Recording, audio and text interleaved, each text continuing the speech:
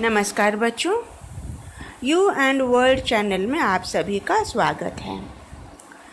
Socialism in Europe and Russian revolution part 2।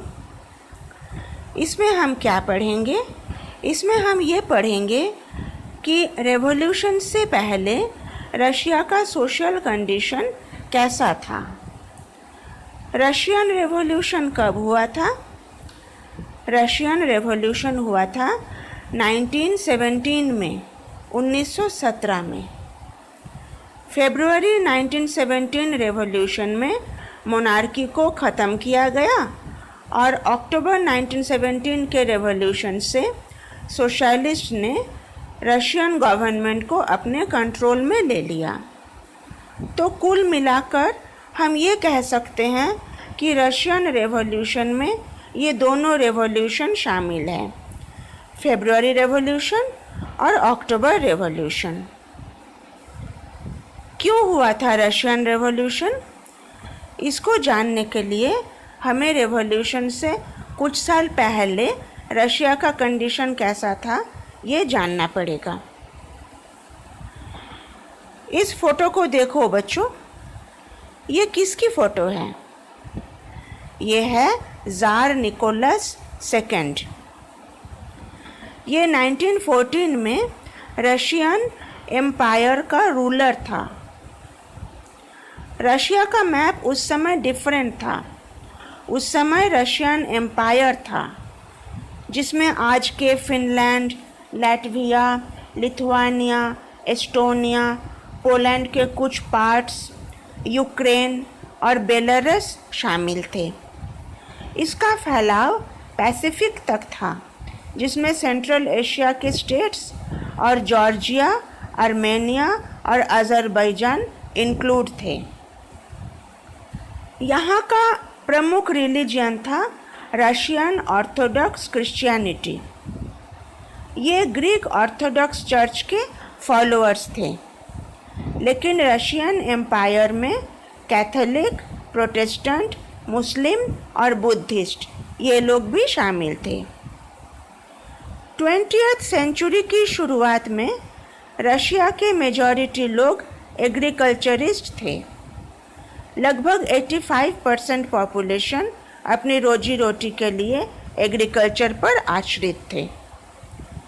ये percentage Europe के दूसरे देश की तुलना में ज़्यादा था। फ्रांस में 40% और जर्मनी में 50% लोग एग्रीकल्चर पर डिपेंडेंट थे। रशिया के जो किसान थे वे मार्केट के लिए भी उत्पादन करते थे और अपने इस्तेमाल के लिए भी। रशिया अनाज का एक बहुत बड़ा एक्सपोर्टर भी था।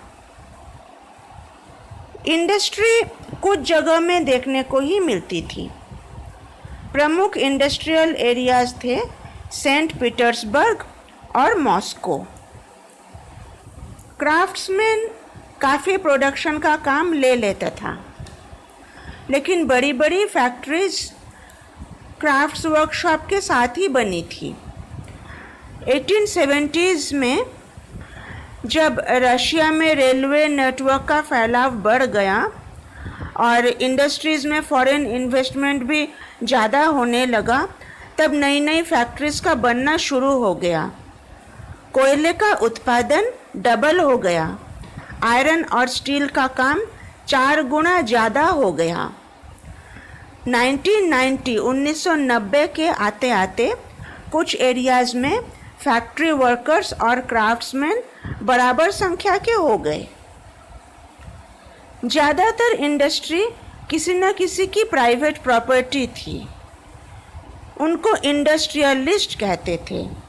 बड़ी बड़ी फैक्ट्रीज़ में गवर्नमेंट सुपरवाइज करती थी कि मज़दूरों को निर्धारित वेजेस मिले और उनके पास काम करने का समय भी नियम अनुसार होए। मगर बहुत से फैक्ट्री ओनर्स इन नियमों को नहीं मानते थे और जो इंस्पेक्टर्स थे फैक्ट्री के, वे भी इस चीज़ को कंट्रोल नहीं कर पाते थे।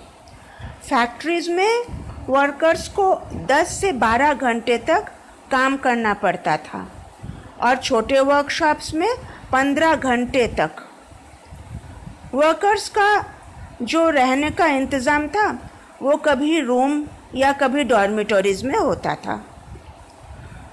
वर्कर्स सोशल ग्रुप में बंटे हुए थे। जो मेटल वर्कर्स होते थे वे खुद को दूसरे वर्कर्स के मुकाबले बड़ा समझते थे। उनके काम में ज़्यादा स्किल और ट्रेनिंग की ज़रूरत जो होती थी। वुमेन वर्कर्स को वेजेस कम मिलता था, दिहाड़ी कम मिलती थी।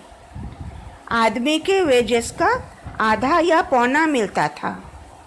ये जो वर्कर्स में ग्रुप्स बने थे, डिविजन्स बने थे, इनकी ड्रेस भी अलग अलग थी और चाल ढाल भी अलग थी। कुछ वर्कर्स ने तो एसोसिएशन भी बना लिया था कि नौकरी चले जाने पर या फाइनेंशियल प्रॉब्लम होने पर मेंबर्स को हेल्प मिल सके, लेकिन ऐसे एसोसिएशंस संख्या में कम थे। अच्छा, यहाँ एक बात नोटिस करोगे, ग्रुप में डिवाइड होने के बावजूद वर्कर्स स्ट्राइक करते समय यूनाइटेड हो जाते थे, एक हो जाते थे, काम करना बंद कर देते थे। Stop work. स्ट्राइक कब करते थे? जब मालिक के साथ मतभेद हो जाता था और जब वर्किंग कंडीशन बहुत ख़राब हो जाता था। इस तरह के स्ट्राइक हुए थे 1896-97 में टेक्सटाइल इंडस्ट्री में और 1902 में मेटल इंडस्ट्री में। नोबिलिटी, राजा और ऑर्थोडॉक्स चर्च, इनके पास बहुत ज़्यादा प्रॉपर्टीज़ थी। किसान लोग नोबल्स को बिल्कुल भी पसंद नहीं करते थे। नोबल्स बिल्कुल भी पॉपुलर नहीं थे। इनको पावर इसलिए मिला था क्योंकि ये राजे का काम करते थे।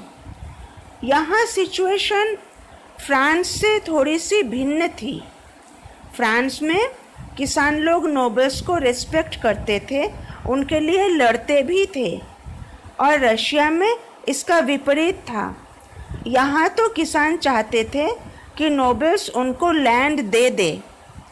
अक्सर वे ज़मीन का किराया देना बंद कर देते थे और कभी-कभी तो लैंडलॉर्ड का मर्डर भी कर देते थे।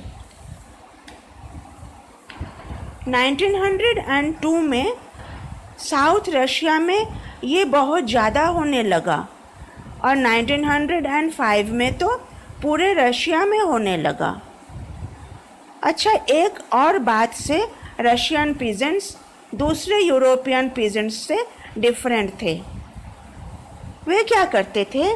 वे समय समय पर लैंड पूलिंग करके ज़मीन को जोड़ लेते थे। फिर उनके लीडर हर एक फैमिली की ज़रूरत के हिसाब से उसको डिवाइड कर देते थे। तो बच्चों, आज के वीडियो में हमने ये देखा कि 1914 में रशियन सोसाइटी कैसी थी, फिर कैसे कैसे सोशलिज्म ने यहाँ कदम रखा, फिर कैसे रेवोल्यूशन हुआ, ये सब जानेंगे अगली वीडियोज़ में। अगर ये वीडियो आपको अच्छी लगी तो इसे लाइक करना, शेयर करना, मेरे चैनल को सब्सक्राइब करना। तो बच्चों, मिलते हैं अगले वीडियो में। Good bye, take care.